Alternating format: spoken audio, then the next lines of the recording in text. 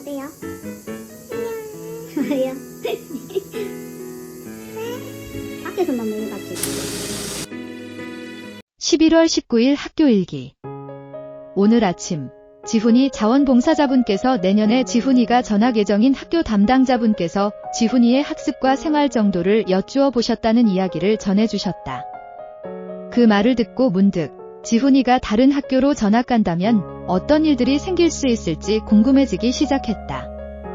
그래서 내가 경험한 것을 바탕으로 지훈이가 새로운 학교에 적응하는 과정에서 겪을 수 있는 여러 가지 상황을 떠올려 보았다.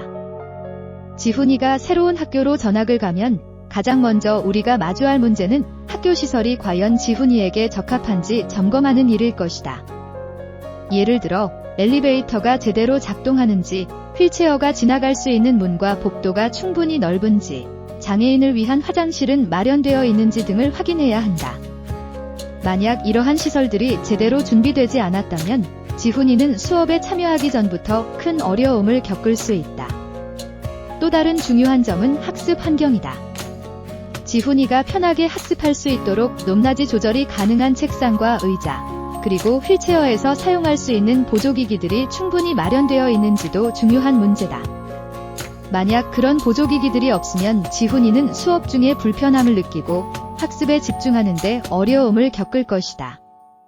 내가 지훈이와 함께한 경험에서 종종 책상 높이나 의자에 맞지 않아 불편한 상황을 겪은 적이 많았던 만큼 이런 부분들이 정말 중요하다는 것을 절실히 느꼈다.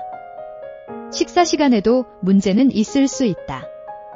급식실로 가는 길이나 테이블의 높낮이가 맞지 않으면 지훈이가 식사하는데 불편함을 겪을 수 있다. 또 휠체어를 사용할 때 식판을 올리거나 내려놓는 일이 힘들어질 수도 있기 때문에 그에 맞는 높낮이 조절이 가능한 테이블이나 보조기구가 필요하다. 이런 점들을 전학 전부터 준비하지 않으면 지훈이는 수업 시간과 마찬가지로 불편함을 느낄 수밖에 없다. 하지만 무엇보다 중요한 것은 지훈이가 그 학교에서 얼마나 잘 적응할 수 있을지에 대한 마음가짐이다. 새로운 환경에서 새로운 친구들과 선생님을 만나는 일은 지훈이에게도 그리고 학교에 있는 다른 학생들에게도 중요한 경험이 될 것이다. 처음에는 서로 조금 서먹할 수 있지만 시간이 지나면서 장애에 대한 이해와 배려가 자연스럽게 이루어질 것이다.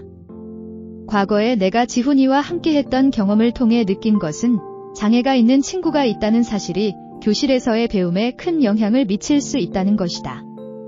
그 친구가 어려운 점을 겪을 때 다른 학생들이 자연스럽게 도와주고 배려하는 모습을 보며 모두가 더 나은 사람으로 성장할 수 있다는 걸 깨달았다. 전학 후에도 학교와 선생님들이 지훈이를 얼마나 배려하고 지원해 줄 수 있을지가 가장 중요하다. 만약 새로운 학교에서 필요한 환경이 충분히 준비되지 않았다면 우리는 빠르게 문제를 인식하고 해결하기 위해 노력해야 한다. 모든 학생이 평등한 교육을 받을 수 있도록 학교가 지훈이를 비롯한 장애 학생들을 위해 어떤 부분을 보완해야 하는지 세밀히 살펴보는 것이 정말 중요하다는 생각이 든다.